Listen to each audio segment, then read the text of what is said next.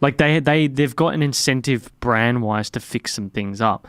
But you could just tell in the conversation when they spoke about the impact of algorithms on their platform and not understanding that they may have a political bias or that these bots can impact things more than they believe that they can.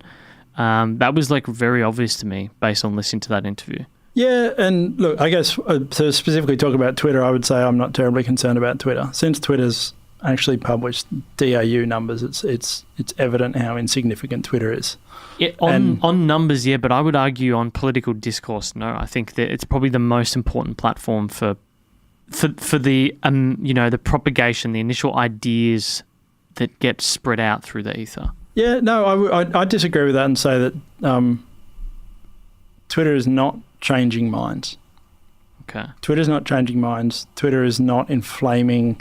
In a mass sense, yeah. Grassroots. It's not having an impact. But it's more academic. There's more people there that initiate the ideas. There's a lot of look. There's a lot of media folk there, and it's a media folk echo chamber. But in terms of, is Twitter as dangerous to the world as Facebook or as YouTube? Absolutely not. Twitter is not turning anybody into a flat earther.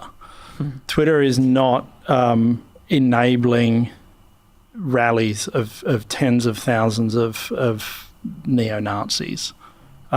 Twitter is not changing anybody's mind. And it's not pulling anybody into a rabbit hole of hatred and of bigotry and of just blinkered views. And it just doesn't have the scale to do that. Yeah, it's a terrible place. Don't get me wrong. It's like it's the cesspit of the internet. I hate it. But it's in the context of this discussion, it's harmless. Do you have shares in any of these companies at all? No. Okay. Not directly. Not directly. So. Yeah.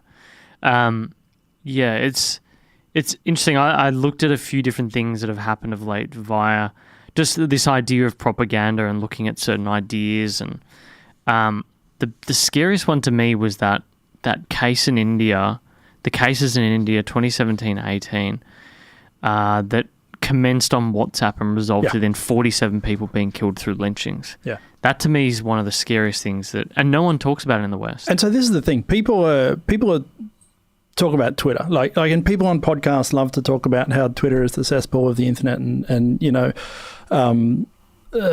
Twitter's destroying democracy and stuff. What's destroying democracy? WhatsApp. Like WhatsApp is directly responsible for people being lynched. It's directly responsible for murders. And that's not an interesting narrative. That's harder to understand. And that's where some of the scary stuff is. And I mean, yeah, it's the stuff that's often harder to understand and harder to explain, which is where a lot of the danger's lying at the moment. I mentioned TikTok, and TikTok is quickly becoming a huge platform, and it's run by a Chinese company. Let's put that to one side. But only lately has some of what's going on that platform actually come to surface, and there's just a lot of bad stuff going on there. What are some examples? There are guns being sold on there. There is child porn on there. Really? There's neo-Nazi content on there. Similarly with YouTube in the last couple of weeks, there's been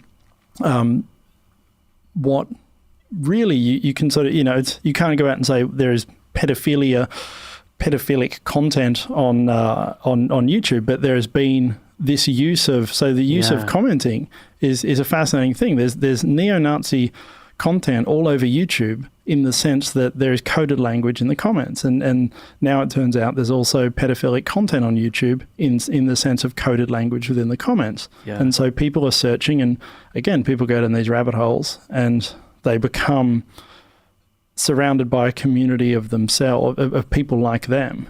And whether that's neo-Nazis or pedophilia, I think most people agree that it's better if those people don't form communities. Yeah, at least Yeah, I think you're 100% on that, and with that example as well, it was like kids, like 12-year-old kids doing gymnastics, or something like that. Yeah, and so that there would be like timestamps when they were in promiscuous positions. Yeah, so people were leaving comments with the timestamps, and so therefore searching for essentially a community formed around these comments, and you could watch these commenters go around the internet.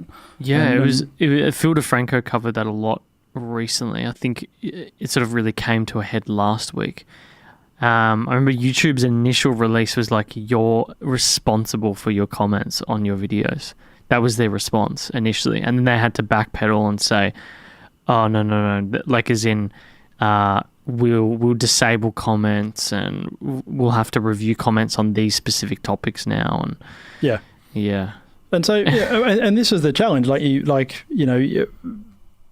So you often hear people talking about some of these things, and it's like, these platforms don't want to fix all these problems.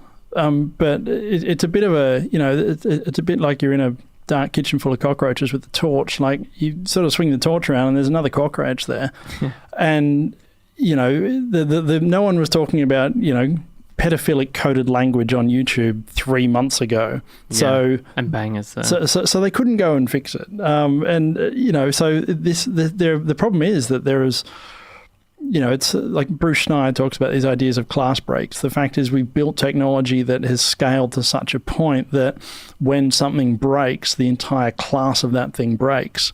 And so the neo-Nazis can start using coded language in their video comments, and then the pedophiles can use coded language in their video comments, and then, the regular run-of-the-mill, Unite Australia, racists can start using it. And so these things break on a class level and on a global level.